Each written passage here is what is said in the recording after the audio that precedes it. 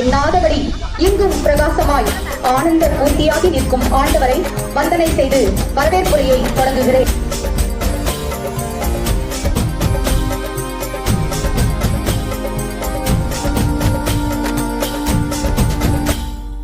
எல்லா புகழும் ஒருவன் ஒருவனுக்கே, நீ நதி போல ஓடிக்கொண்டீர்.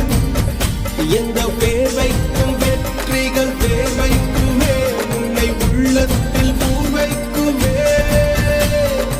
எல்லா புகழும் ஒருவன் ஒருவனுக்கே, நீ நதி போல ஓடிக்கொண்டீர்.